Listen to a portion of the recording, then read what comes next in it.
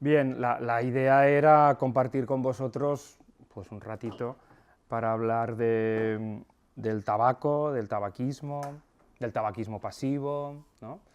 Un poco todas las medidas que se han ido tomando para el control del tabaquismo en España en los últimos años y un poco centrarlo en vuestro ámbito, que es la hostelería y el turismo, que para la redacción de las dos últimas leyes más importantes que se han elaborado en este país, la hostelería jugó un papel muy importante, ¿no?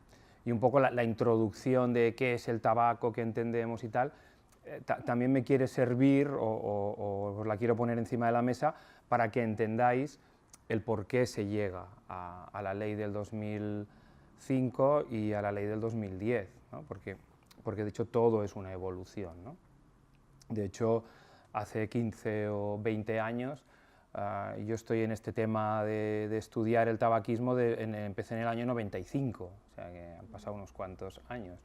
Y en esa época mi labor era transmitir a mis colegas, que parece mentira, pero hay que decirlo así, era transmitir a mis colegas que el tabaquismo jugaba un papel muy importante en la salud de las personas, ¿no? Probablemente ahora pues vosotras, ¿no?, estáis diciendo, pues, ¿y eso es así? Pues eso es así. Es decir, hemos pasado incluso de que había médicos que anunciaban marcas de tabaco, ¿no? Entonces, claro, ¿no?, tenemos ese escenario y uno dice, ¿cómo hemos llegado al 2017? Bueno, pues ha habido un camino largo. Todo lo que los profesionales sanitarios transmitimos cuando hablamos de tabaco y de tabaquismo y de espacios sin humo, lo digo de entrada, está basado en evidencia científica. Es decir, todas las cosas que comentaré a lo largo de este ratito que compartiremos, pensar que no es mi opinión, en algún caso probablemente sí, pero ya lo advertiré, pero realmente es fruto de muchos años de estudio por muchas personas a nivel mundial. Por lo tanto, las conclusiones que se van sacando, en las que se basan algunas decisiones, están basadas en eso, ¿no? Lo digo porque muchas veces se intenta rebatir eso con mensajes, yo diría, publicitarios, ¿no? Porque no quiero utilizar marketing como palabra negativa, porque me parece que el marketing es esencial en todos los ámbitos, incluso en el sanitario, pero el marketing entendido como transmitir, ¿no?, un mensaje o como vender un producto, pero basado en la realidad de ese producto. Y con el tabaco eso no ha pasado. Con el tabaco eso no ha pasado a lo largo de todos los años, y cuando se han empezado a destapar documentos secretos se ha dado cuenta, o nos hemos dado cuenta, de que todo eso ha sido basado en ocultar la verdad al respecto, ¿no? Yo no sé qué sabéis del tabaco, no sé qué sabéis, pero Me parece que aquí la ley es más dura. Tengo la sensación de que, yo no sé si te ha pasado lo mismo, yo no veo gente fumando. Yo soy de Chile y tú ajá, de Argentina. Argentina, muy Entonces bien. estamos acá las dos. Bueno, yo había venido lo más 15 días y ahora ya llevo 5 meses y te da más la idea de cómo es la gente, ¿no? Sí, Cuando uno viene de viaje, como que no alcanzas a percibir esas cosas. vale. O sea, me parece hasta difícil comprar cigarros. Ajá. Exactamente, a Bueno, mí también. eso es, Es como un lío, que dónde eso es, está que eso es bueno. el tabac, que no sé qué, o la maquinita, y son bastante más caros, me parece, que pagan los impuestos. Tengo la sensación, ¿no? Bueno, hablaremos de todo eso a lo largo de la tarde.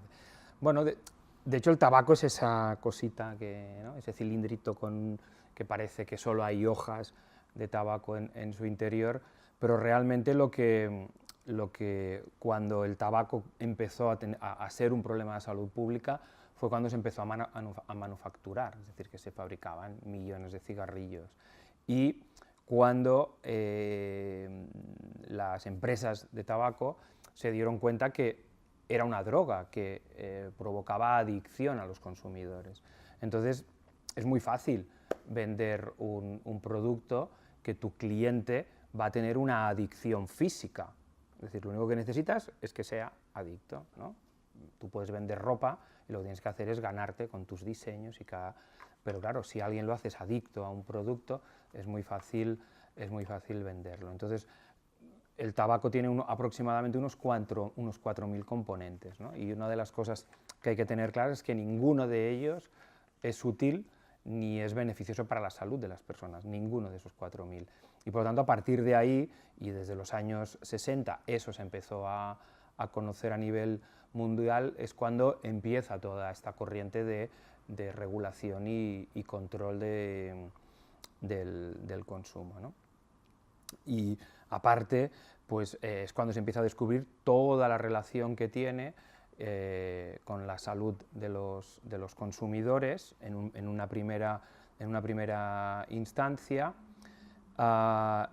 y cuando avanza la investigación, y en medicina la mayoría de veces las cosas se descubren por casualidad, tú estás buscando una cosa y te aparece otra y te sorprendes y tienes curiosidad e investigas, es cuando se empiezan a detectar problemas muy relacionados con el tabaco en personas que nunca han fumado, ¿no? Entonces dices, ¿y eso por qué es, no? La genética, no sé qué, tal. Y al final acabas descubriendo que son gente que están expuestas al humo del tabaco, ¿no? Y eso es un poco... Eso no se traspasa genéticamente, solamente es por exposición a alguien que fuma cerca tuyo o algo. Claro, el tema... Hijo de padres fumadores, ¿tengo probabilidad de adquirir algo? No, en principio el tema, insisto, el tabaquismo es una enfermedad crónica y adictiva, por lo tanto, en principio es adquirida, no es hereditaria, ¿eh? Evidentemente que hay factores del entorno que ayudan a que alguien tenga más tendencia a ser fumador o no. Pero donde yo os quería llevar era a cuando se conoce que el aire contaminado por el humo de tabaco está relacionado directamente con alguna patología, ¿no? Y por tanto ya no está afectando al que supuestamente... ¿Eso cuándo fue? ¿Qué año? A ver, la sospecha se tenía desde los inicios, 70, años 80. Lo que pasa es que la ciencia, hasta que no, y por eso os decía lo de basado en la evidencia, hasta que no certificas algo, eres muy prudente. La publicidad no lo es tanto, ¿no?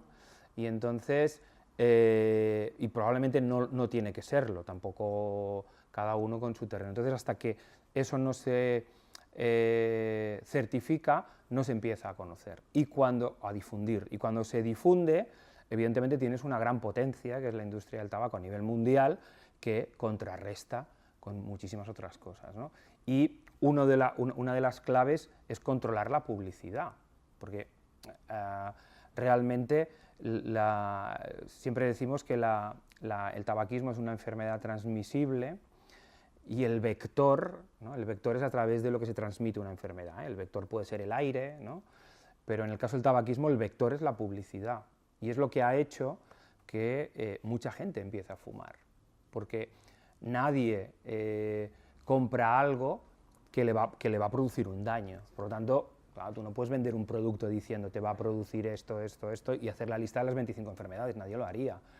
No sé si recordáis publicidad de tabaco, ¿no? Pero se asocia a gente guapa, a glamour, a mujer sexy, ¿no?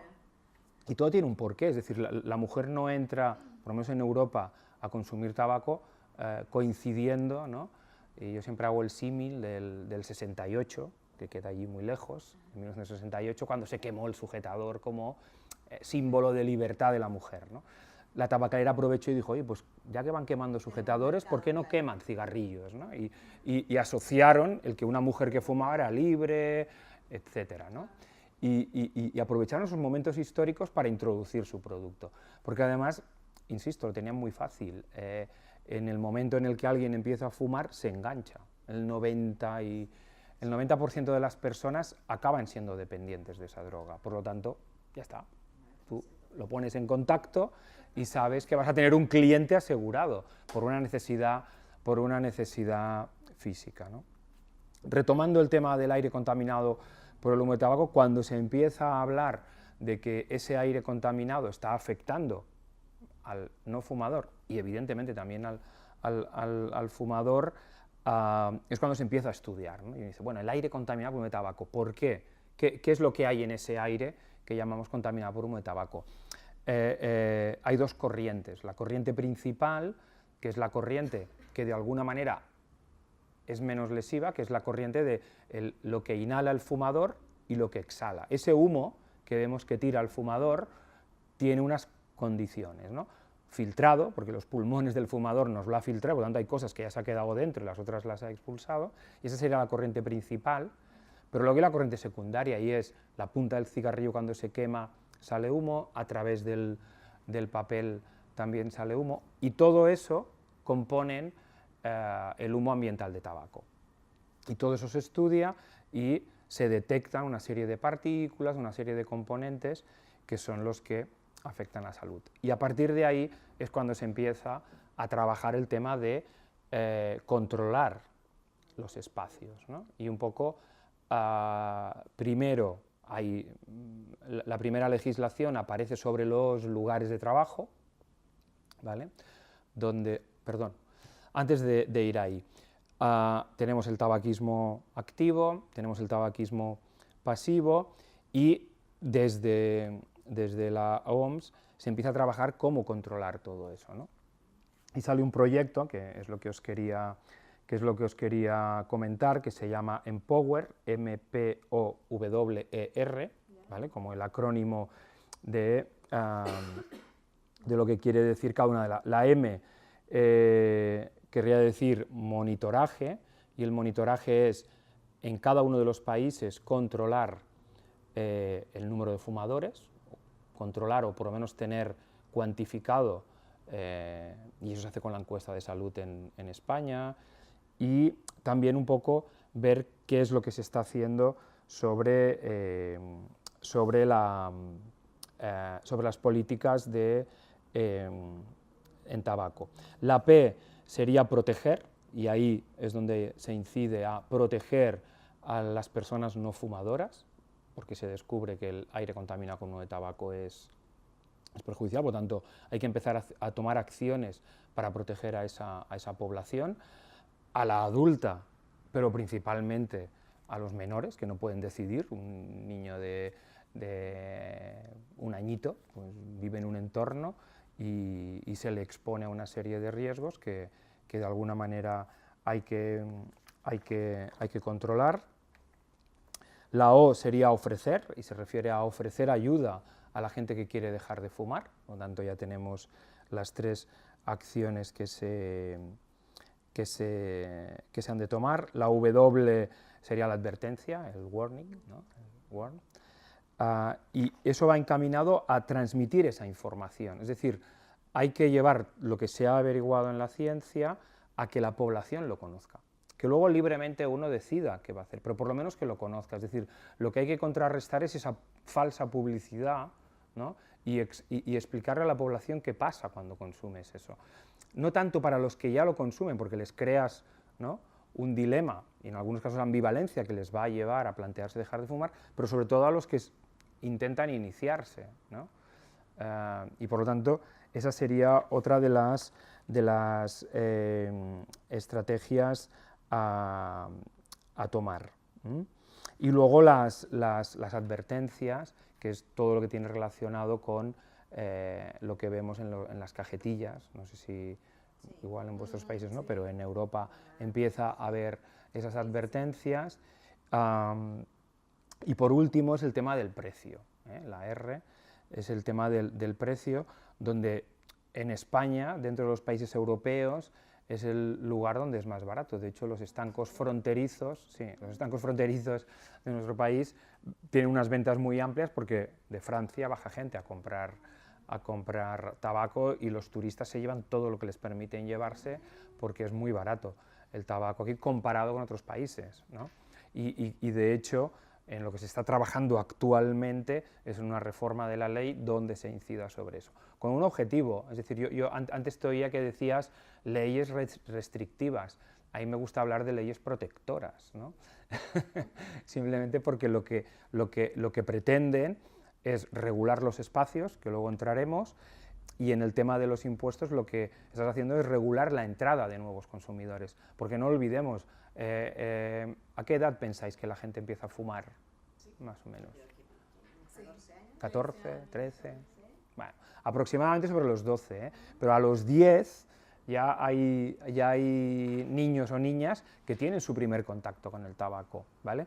Entonces, eso la industria del tabaco lo sabe, por lo tanto, intentan incidir en eso, es decir, en menores de edad, para que sean sus clientes, claro, y hay documentos donde los que se han desclasificado, sobre todo en Estados Unidos, donde abiertamente los directivos de la industria del tabaco saben quiénes son sus clientes, y son los menores de edad, porque los vas a hacer adictos y los vas a tener de clientes toda la vida, ¿no? O hasta que se mueran, o hasta que en algún momento, entre los 35 o 45 años, es cuando la gente hace intentos más serios de dejar de fumar, pero bueno, ya han tenido ahí 20 años de cliente a alguien, ¿no? Por tanto, lo que sería las 6 medidas del plan Empower, una de ellas es el tema de proteger a las personas que no fuman. ¿Por qué llegamos al 2005? Llegamos al 2005 después de mucho trabajo, porque no penséis que es fácil que un gobierno, después de todas estas evidencias, uno diría, pues oye, vamos a regular, ¿no? Pero bueno, hay un montón de intereses en los que juegan, ¿no? Y en España llegamos a la ley del 2005, que sale de una manera bastante, iba a decir capada, pero sí, lo digo, bastante recortada en cuanto al ámbito de protección, y es así por todas las presiones y todos los lobbies que intervienen para que esa ley no sea tan protectora y permita a la industria del tabaco colarse. ¿Qué hace la industria del tabaco? Como ellos ya asumen que su mensaje va a ser partidario totalmente, ¿no? Dicen, oye, claro, ¿qué vas a decir tú si lo que quieres es vender más? Y además ya te conocemos y sabemos que te da igual los jóvenes, los adultos, las mujeres, es decir, tú has aprovechado todos los momentos históricos para conseguir más clientes. Que si estuviéramos hablando de otro producto, nadie pondría ninguna pega, ¿no? Pero claro, estamos hablando de algo que a día de hoy ya sabemos lo que está pasando. ¿Qué hace la industria?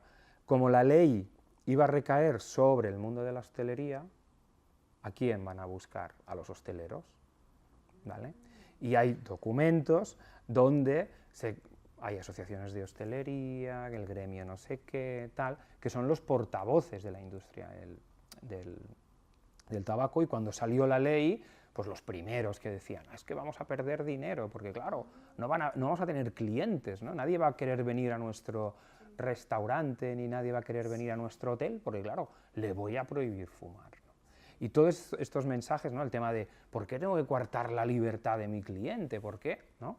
Cuando yo siempre digo que la libertad, mi libertad, acaba donde empieza la tuya, ¿no? Y por lo tanto, ahí hay que buscar ese equilibrio, ¿no? Después de todo sale la ley del 2005. ¿Qué dice la ley del 2005 a grandes rasgos? Y es que los locales de hasta 100 metros cuadrados dejan que el dueño elija si su local va a ser de fumadores o de no fumadores, y le traspasan, digamos, la responsabilidad al dueño del bar. ¿Qué mensaje le llega al dueño del bar? Tienes una máquina que vendes tabaco, si en tu bar dices que no se fuma, todos los clientes van a ir al bar de al lado. España, digamos que tiene casi un bar por habitante, igual exagero un poco, más o menos, y claro, al final, ¿qué hacen? Pues la mayoría, 2 años después de entrada a la ley, hay un estudio que concretamente hace un compañero en Zaragoza, el 92% de los bares decide que se siga fumando en su bar, ¿no? Por lo tanto, la ley pierde efecto, ¿no? A locales más grandes le dicen, hay sistemas de ventilación, lo que tienes que hacer es unas obras costosísimas de ventilación, no sé qué, ¿no? Y hay gente que lo hace, hay hosteleros que deciden hacer esa inversión, ¿no? Y por lo tanto, entran de alguna manera, muy poca gente lo llega a hacer, ¿no?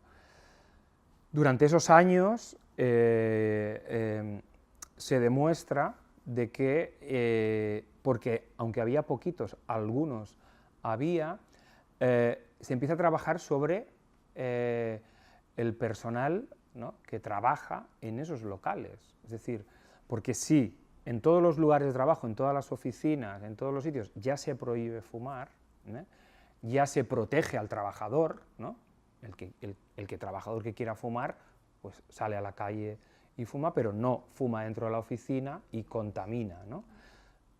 El camarero de un bar no puede elegir, porque si su dueño ha dicho que en ese bar se fuma y la ley se lo permite, el camarero tiene que seguir trabajando en un ambiente contaminado por el humo de tabaco, ¿no? Incluso tenemos algún contacto con algún sindicato diciendo, oye, pero ¿no os estáis dando cuenta que tenéis trabajadores de primera y trabajadores de segunda?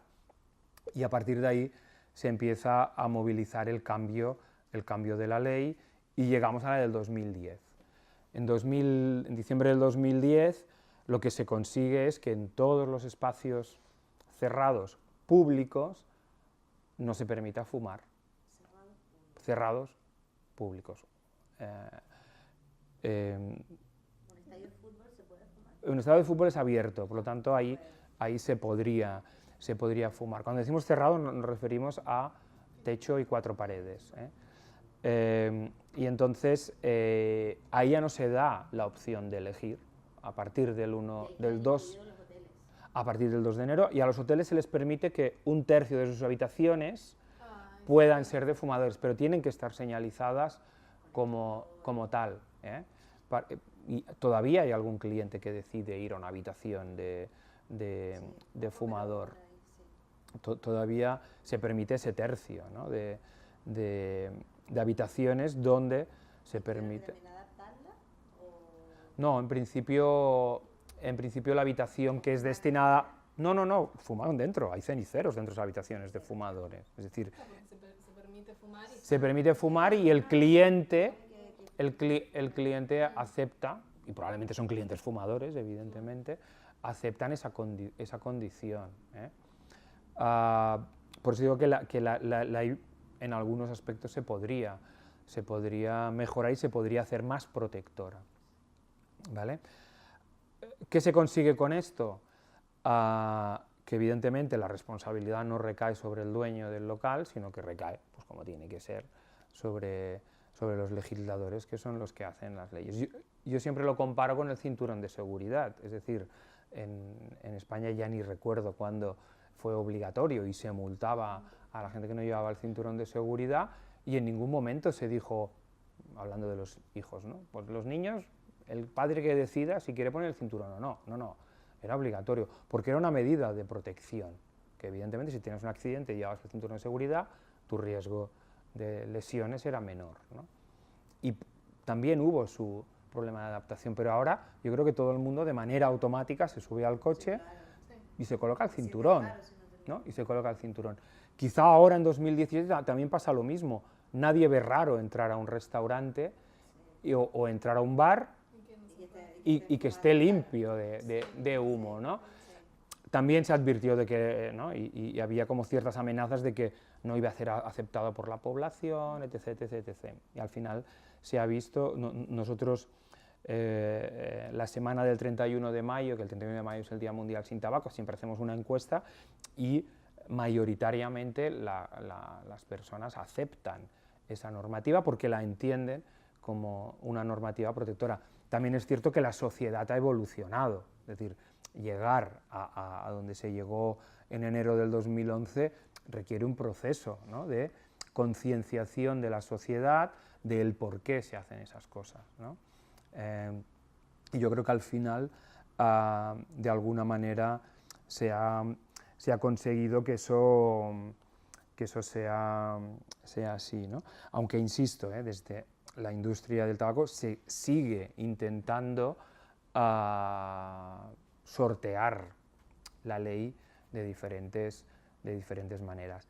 Y el caballo de batalla que tenemos ahora, o el frente que tenemos abierto en el mundo de la hostelería y y la restauración son las terrazas, ¿vale? Porque en eso la ley es muy clara y la ley dice que si tienes un techo y 2 paredes puedes o es permitido fumar, pero si tienes más no. Y entonces, bueno, no sé si os habéis paseado por restaurantes, que han hecho muchos restaurantes o muchos bares. La puerta que tenían a pie de calle la han retrasado 3 metros, ¿vale? Y han colocado mesas y ceniceros. Pues ese espacio, ahí no se puede fumar, porque tienes 3 paredes y un techo, solo está abierto por delante. Y es así, ¿eh?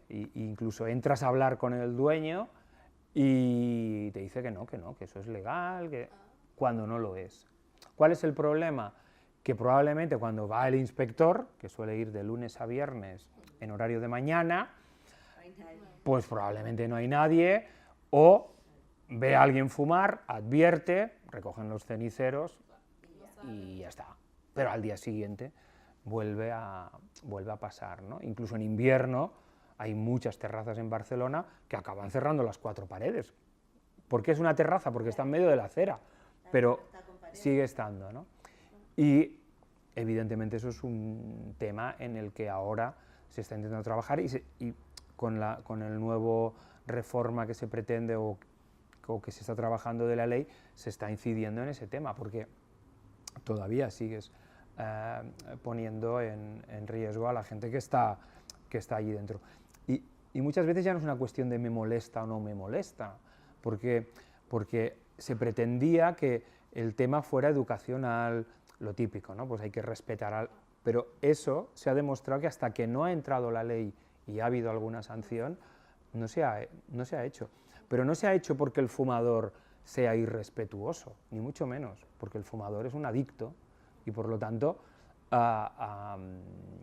hay cosas que le pueden, porque yo no dudo que un padre quiere a su hijo, pero fuma dentro del coche y tiene al niño en la sillita ahí detrás respirando todo el humo. Probablemente, si conseguimos, que es uno de los temas de la ley que se está trabajando ahora, se conseguirá inicialmente que dentro de los coches donde hay niños, y hay algún país europeo que ya lo ha aprobado, dentro de los coches donde hay niños, por lo menos empecemos por los niños, que quizás es más sensible, no se pueda fumar. Porque claro, es que ese niño está allí, y entonces decir, no, es que abro la ventana, es que corre el aire, no sé qué, tal, está demostrado que eso no consigue eliminar el humo. De hecho, hace 4 años hicimos un estudio aquí en Cataluña en el que estudiábamos el pelo de niños de 0 a 18 meses, ¿vale? Y en familias fumadoras, en familias no fumadoras, y hacíamos encuestas de qué métodos utilizaban para no exponer al niño al tabaco, ¿no? Cuando digo pelo no me refiero a la nicotina que puede estar enganchada por fuera, ¿no? El pelo lo que hace es captar, y cogíamos 1 centímetro, que 1 centímetro corresponde a 1 mes de exposición. Lo que hacías era cortar 1 centímetro de pelo del niño o la niña, lo llevabas al laboratorio, lo lavabas, por lo tanto lo que quedaba cubierto lo retirabas y mirabas la nicotina que tenías dentro del cabello. Había niños que tenían niveles, concretamente no era nicotina, que era cotinina, que es un derivado de la nicotina, pero que solo está en el tabaco. Por lo tanto, había niños que tenían niveles de una persona que fuma 20 cigarrillos al día. La mayoría, el que menos tenía estaba a nivel de 3-4 cigarrillos. ¿Te puedes imaginar un niño de 18 meses? Claro, que tenía niveles de cotinina en su cuerpo parecidos a los de un fumador, ¿no? Claro, a ese hay que protegerlo, alguien tiene que protegerlo. Y no dudamos que sus padres, claro, evidentemente cuando haces la entrevista le explicas al padre eso, o a la madre, dicen, ¿pero qué estoy haciendo?, ¿no? Pero eso hay que explicarlo, ¿no? Y de ahí se ha derivado un programa que se está desarrollando en Cataluña desde hace unos años. Pero ese tipo de cosas hay que darlas a conocer, porque si no, la gente tampoco toma decisiones. A partir de ahí cada uno tomará sus decisiones, ¿no? Pero eso hay que darlo a conocer. Y lo que sí que se ha demostrado es que, por ejemplo, al año de entrada en vigor de la ley que entró en enero del 2011, pues en enero del 2012 se hizo el estudio y disminuyó en un 10% el número de infartos de miocardio. Es decir, hay medidas que realmente te demuestran cosas inmediatas, porque ¿cuál es el otro objetivo de la ley? Y es desnormalizar el uso del tabaco. Ahora vas a cualquier sitio y bueno, pues aquí dentro, en cualquier local, bueno, pues lo normal es no ver a la gente fumar. Te la encontrarás en la puerta, pero no dentro de los locales, ¿no? Y los niños están viendo eso, ¿no? Y yo siempre digo que lo normal es no fumar, y añado, lo normal entendido como lo más frecuente. En este momento, aproximadamente el 75% de la población no fuma, aunque en algunos momentos puedas tener sensación de que eso no es así, pero el 75% de la población no fuma. Por lo tanto, todas estas leyes protectoras están protegiendo a esa parte de la protección. Y yo creo que desde el mundo de la hostelería y el turismo, yo creo que es importante esa concienciación, porque es esa imagen la que tú vas a transmitir a tu cliente, ¿no? Y yo creo que el hecho de tener un espacio sin humo, lo que también estás transmitiendo es un mensaje de salud, de buen olor, de disfrutar de lo que estás comiendo. Es decir, muchos fumadores cuando dejan de fumar dicen, ostras, ahora disfruto de una buena comida, ¿no? Porque el sabor mejora, ¿no? El olor de tu cuerpo y ¿no? La imagen, incluso pensar que el tabaco es de las sustancias más oxidantes, ¿no? Cuando luego te gastas un pastón en cremas antioxidantes, ¿no? Dices, bueno, pues probablemente, ¿no? Entonces ahí deja de fumar y ahórrate el tabaco y las cremas antioxidantes. ¿El tabaco y hace los cigarros, eso es más dañino o menos dañino que comprar el cigarrillo con... Es como una moda que es más natural, ¿no? Pero no... Yo lo he preguntado y el otro día alguien me dijo, mira, me dijo es para fumar menos, porque me demoro más en hacerlo. Ajá. Sí. Muy bien. Ahora es cuando el ponente dice, me encanta que me haga esa pregunta. No, de hecho, desde el Departamento de Salud hay una campaña no recuerdo el nombre, pero es de no me emboliques o alguna cosa así, que tiene bastante gracia, y hace hincapié en eso, es decir, se está vendiendo el tabaco de liar como algo más sano. Simplemente no es cierto, simplemente no es cierto, es decir, lo que... Resquicio que han encontrado los empresarios... Claro, es decir, volvemos a lo mismo, es decir, yo creo que ahora la industria del tabaco sabe que ya no puede vender el tabaco sexy, el tabaco, ¿no? Porque yo no sé si a alguien le gusta besar a un cenicero, a mí no. ¿No? Entonces hay ciertos mensajes que ya no cuelan, ¿no? Y yo siempre cuando salió lo de las cajetillas había un chiste que decía un estanquero, los viernes nunca vendo este paquete, ¿no? Y digo, ¿y eso? Porque ponía, produce impotencia, claro. Nadie compraba el paquete que producía, ¿no? El mensaje de que producía impotencia. Pero es cierto, es decir, hay anuncios que intentan contrarrestar el mensaje, pues eso, ¿no? Del hombre también muy sexy, muy guapo y tal, que anuncia tabaco diciendo, no, pero es que realmente los hombres fumadores tienen un grado de impotencia marcado, ¿no? Por lo tanto, pero no es para desmontar la publicidad, es para trasladar esa evidencia científica a la sociedad, para que al final uno decida, pero que no le engañen, que no le engañen, ¿no? Es decir, que la mujer que fuma, y hay una imagen muy bonita de dos americanas que son gemelas, y una ha sido fumadora y la otra no, tienen la misma edad, evidentemente, son gemelas, y tú ves la piel de una y la piel de otra y dices, aquí pasa algo, sí, lo que hablábamos del oxidante. Me voy al tabaco de liar, de hecho, lo que hay es lo mismo. Una de las cosas que hace la industria del tabaco es poner un componente que está prohibido, y que está prohibido por ley. Está prohibido por ley el amoníaco en el tabaco. ¿Por qué? Porque el amoníaco lo que hace es acelerar la absorción de la nicotina y hacer que cantidades más pequeñas de nicotina tengan un mayor efecto adictivo. Se prohíbe el amoníaco. Bueno, ponen una sustancia que cuando se calienta se transforma en amoníaco, por lo tanto, ¿qué pasa con el tabaco de liar? Todas esas sustancias, esas 4000 que os comentaba, las sigue teniendo, porque cuando a la industria del tabaco se le intenta regular qué es lo que hay dentro de un cigarrillo, no quieren jugar a eso, porque si no hacen cosas que creen adictos, probablemente la gente no fumaría. Es decir, aproximadamente el 70% de los fumadores quieren dejar de fumar o se plantean dejar de fumar, pero hay un proceso que es deshabituar y perder esa adicción, por lo tanto eso es complicado. El mensaje de que fumo menos porque me lo tengo que liar, la cantidad, al final lo que caracteriza a una dependencia es que tú tienes que recibir una dosis. La puedes recibir manteniendo el humo más tiempo dentro, la puedes recibir haciendo de cigarritos más pequeños pero más continuados en el tiempo.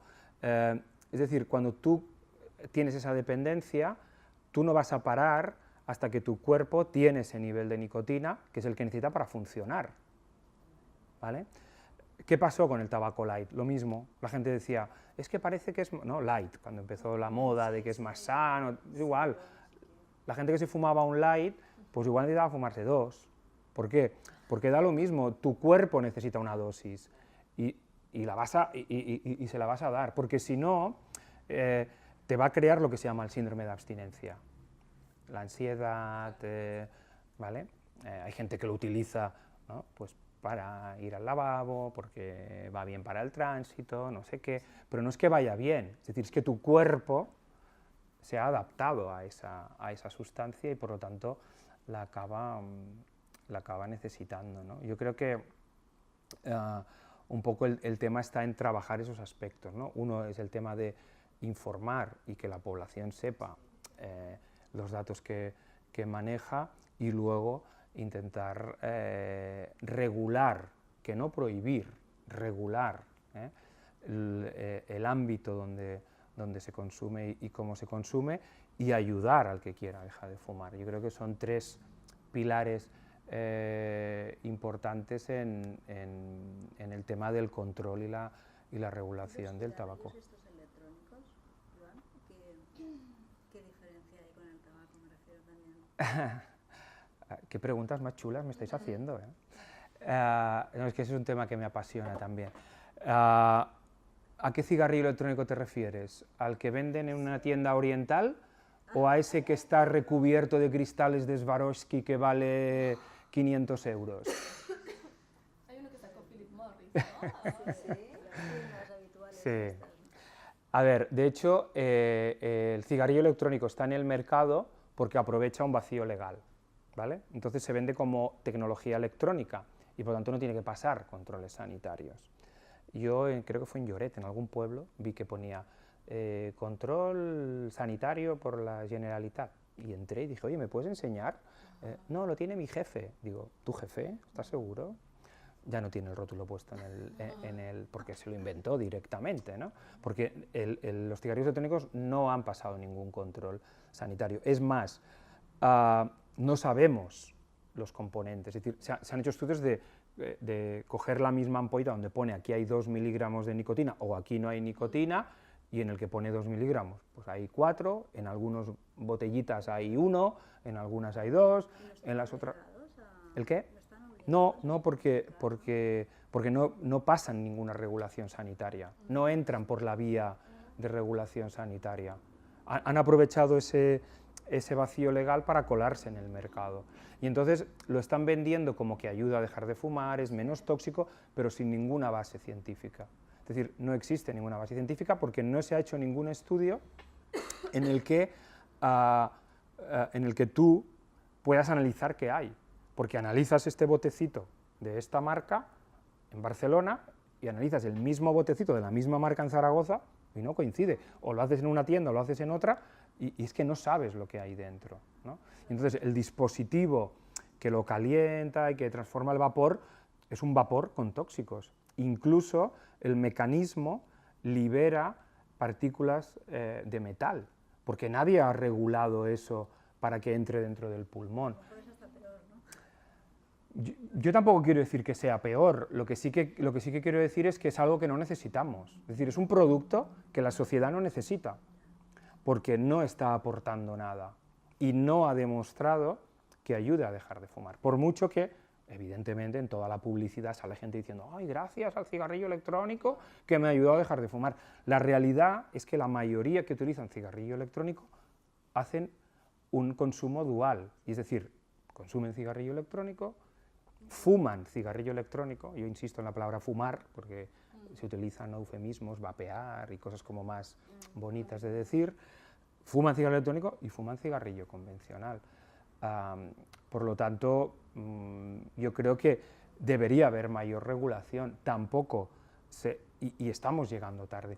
Por suerte, yo creo que aquí en España hace 2 años, creo que hubo como una moda que se abrieron 400, 500 tiendas en Barcelona, porque pretendió ser el regalo estrella de las Navidades, y se cerró en febrero muchos, y ahora quedan muy pocas tiendas de esos productos, pero sí que es curioso que se empieza a ver, ¿no? Y también en los bares y restaurantes no está regulado. Ahora ya en los locales públicos de la administración pública sí que se dice que no se puede utilizar cigarrillo electrónico, pero hay bares donde todavía se puede utilizar. Y ese vapor también afecta al que está sentado al lado, ¿no? Sí, muchos sitios, incluso aeropuertos y todo, ya lo contemplan por un igual. Claro. Bueno, por ejemplo, Vueling, a mí me encanta, porque dice, está prohibido utilizar cigarrillos convencionales y cigarrillos electrónicos. Lo aclararon. Claro, lo aclararon, porque claro. Y yo he estado al lado de gente que fuma el electrónico y se siente olor a tabaco.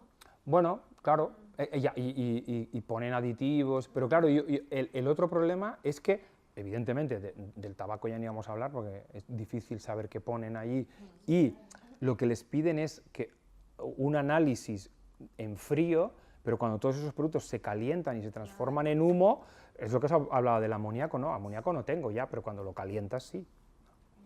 Entonces, en el cigarrillo electrónico aún peor, porque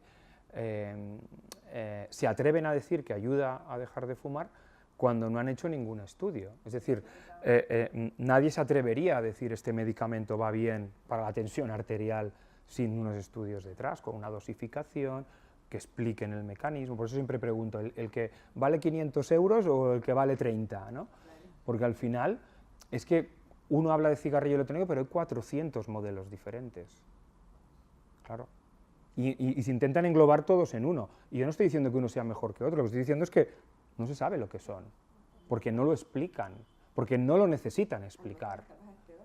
No necesitan explicarlo, únicamente dicen, como nosotros, ¿no? Intentan vender que es vapor de agua. No, hombre, no es vapor de cocer patatas, que digo yo, ahí hay sustancia, y tiene que haberla, porque precisamente cuando tú planteas un tratamiento de deshabituación a la nicotina, en muchos casos utilizas nicotina como un medicamento, pero lo utilizas regulado, sabes lo que le estás administrando a ese paciente de nicotina durante unas semanas, reducción de dosis, no sé qué, tal. En cambio con el cigarrillo electrónico, porque no pretenden que la gente deje de fumar, lo que pretenden es que consuman su otro producto, y detrás de las grandes compañías de cigarrillo electrónico está la industria del tabaco, porque en los últimos años están buscando eso, ¿no? Vamos a buscar el cigarrillo que no sea malo para la salud, pero ese no será negocio, porque el negocio es crear adictos.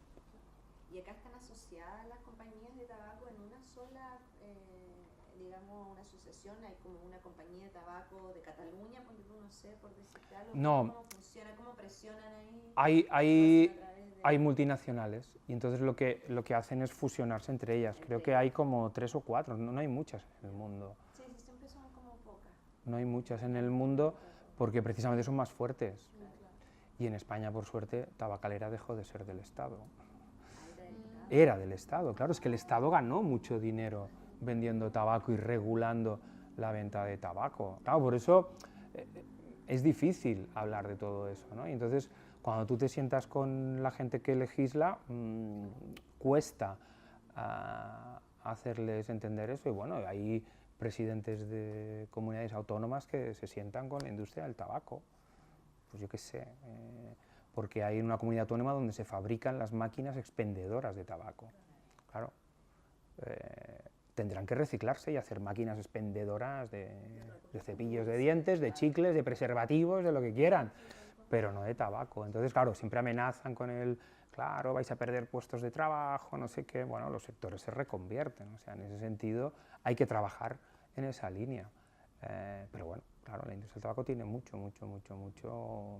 dinero, y ahora ya no se le permite hacer publicidad directa, pero hacen publicidad indirecta, pero descaradamente, es decir, en las películas no se fuma por casualidad, en las películas se fuma porque hay dinero detrás. Por ejemplo, Sylvester Stallone se han destapado contratos que había firmado, y por cada cigarrillo que salía le pagaban, y igual fumaba 5 en una película y, me lo invento, le pagaban $20.000. La otra vez estaba viendo una película, no sé, era La ventana indiscreta, y el protagonista fumó toda la película. Claro. Y yo decía, esto, no me recordaba de eso, Sí. me chocó tanto. Sí, sí. Fumaba, ahora eso no. En el Parlamento de Cataluña conseguimos, no sé si se estará haciendo a raíz de la serie Merlín, conseguimos que en el Parlamento se aprobara una norma hacia TV3 de que no comprara series ni produjera series en las que se utilizaba el tabaco indiscriminadamente, porque es que muchas veces estás viendo películas que un policía fuma dentro de la comisaría y tú dices, ¿no? Sí, como que no... ¿No? Y dices, pero si es ilegal, ¿no? Es decir, es que no, pero claro, pero a veces no, es que la trama, ¿no? Y dices, ¿no? No sé si veis El Intermedio, pero el Gran Wyoming, cuando se hace pasar por el detective, saca un cigarrillo que es de plástico, ¿no? Dices, ¿por qué hay que asociar al cigarrillo y el whisky con un detective, ¿no? No sé, ¿no? Claro, ¿no? Porque además es que... Pero bueno, hay ciertos estereotipos que hay que ir rompiendo, ¿no? Y cuando hay dinero por en medio es muy complicado. Es decir, cuando Bardem sale fumando en una rueda de prensa no es casualidad, le pagan por hacer eso. Claro, esto lo digo y me graban, y queda políticamente incorrecto, pero se están destapando todos esos contratos que existen, y por lo tanto, que no nos dejemos engañar. Es decir, que cuando alguien glamuroso sale haciendo eso es porque le pagan. Es decir, claro, está haciendo publicidad indirecta, porque la publicidad directa está prohibida, pero claro, hay muchos reportajes de modelos, incluso la posición de los dedos no es casual. Es decir, la modelo no puede salir con un cigarrillo, pero vamos a hacer que esté así, ¿no? Y dices, ¿no? ¿Por qué? ¿No? Incluso con los guionistas, oye, pero ¿por qué introduces el tabaco en esta escena, ¿no? O el típico, ¿no? Protagonista que le deja a la pareja, que no sé qué tal, y se va a un acantilado idílico y se enciende un cigarrillo ahí, a ver, y dices, ostras, ¿pero por qué? ¿No? No tiene... Bueno, pues todo eso va cayendo en la sociedad, en la gente joven, tal, ¿no? Como uno dice, claro, el tabaco le ayuda a superar. Pero yo siempre digo lo mismo, después de fumarse el cigarrillo, el chico aquel que estaba en el acantilado también estaba sin chica, ¿eh? O sea que el tabaco... Si no recuerdo, el 2010 nos contabas que se estableció para los hoteleros, ¿no? Sí. ¿No hubo problemas de ocupación? ¿La gente hizo rollo? No. ¿O no costó eso? En principio, antes hubo todo ese movimiento desde la industria tabacalera, pero es que se ha demostrado de que no es así, porque al final la gente, ¿a qué va a un restaurante? ¿A fumar? Va a comer, ¿no? Por lo tanto, ¿por qué la gente va a un sitio a tomar una copa? Pues, o a bailar con los amigos a una discoteca, pues va a eso. Evidentemente que hay un periodo de adaptación, pero todo el mundo ya con normalidad sale a la puerta a hacerlo. Bueno, ya está, es un paso previo. Y eso ha ayudado a que mucha gente deje de fumar. Es decir, mucha gente deja de fumar cuando hay esas leyes protectoras, porque protegen al no fumador, pero indirectamente conseguimos que gente deje de fumar, claro. Y sobre todo, ahora ya, porque han pasado unos años, pero antes de que entrara en vigor en nuestro país ya había ejemplos de otros países. Y había pasado lo mismo, había las amenazas de que iban a tener problemas, no sé qué tal, y después se comprobó que no. Es decir, que la gente sigue yendo a comer a los sitios, sigue yendo a cenar, sigue yendo a un hotel, sigue yendo a fiestas, sigue, ¿no?, subiéndose a un autocar para hacer una excursión. Y claro, cuando empezó a decirse lo de los aviones, me decía, ¿y qué haré 8 horas sin fumar? Bueno, es que la gente al final se acaba acostumbrando. Es cierto que la gente que tiene una dependencia muy alta, pues se ponen un parche, o bueno, yo tengo compañeros, concretamente pienso en uno que está 8 horas en una oficina y consume chicles. Y un día lo vi y digo, ¿has dejado de fumar? Y dice, no, pero mientras estoy en la oficina como chicles de nicotina y luego fumo. Bueno, pues ya está. Pues eso que se ahorra, ¿no? Quiero decir que al final la gente nos adaptamos a las normas, sobre todo cuando hay esa justificación y ese trabajo previo de concienciación. Lo que queda pendiente, digamos, para que la ley quede como redondita, es lo de las terrazas. En el ámbito de la hostelería, yo creo que ahora queda el tema de las terrazas, que hay que dar ese pasito, y sobre todo hay que darlo pronto, porque si no al final se va a normalizar, va a parecer que lo normal es eso, ¿no? Y quizá otra de las cosas que en algún momento te puedes encontrar es cuando tú contratas una fiesta, entre comillas, privada, ¿no? Que hay esa cierta, y yo a veces lo he hecho, ¿no? Pues en una boda, en no sé qué, le he preguntado al camarero, oye, ¿se puede fumar? Y dice, sí, si quieres, sí. Digo, no, si precisamente te lo pregunto para que, ¿no? O sea que quizá también hace falta ese paso. Y más que legislar, concienciar al dueño del local, ¿no? En este caso de decir, no, en este local no lo hacemos por tu bien y por el bien de la gente que viene aquí. Yo creo que ya se está consiguiendo, ¿no? El tema de la vida saludable, introducir el tema de no fumar. Y yo creo que lo que hace falta es realmente poner de moda el no fumar. Y eso, bueno, hay que luchar contra una gran industria que es la del tabaco, pero yo creo que cada vez más se va avanzando hacia esa vida saludable, el ejercicio, la dieta, y evidentemente pasa por el consumo del tóxico. Y el objetivo es que los jóvenes no comiencen. Y una de las claves es el precio. Es decir, si tú consigues que un paquete de tabaco valga 10 euros, probablemente muchos jóvenes no empezarán a consumir porque materialmente no tendrán acceso desde el punto de vista económico. Y con eso se conseguirá que mucha gente no empiece y que mucha gente lo deje. El objetivo no es tabaco cero, en eso somos conscientes porque en otros países, pero ya nos gustaría llegar al 10% que hay en Inglaterra, por ejemplo. Aquí estamos sobre el 26%. Algunos estados de Estados Unidos, por ejemplo California, está sobre el 10%.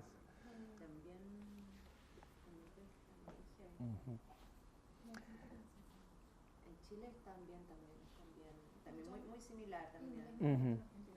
Sí, está muy caro porque están poniendo impuestos, pero también ha sido una guerra.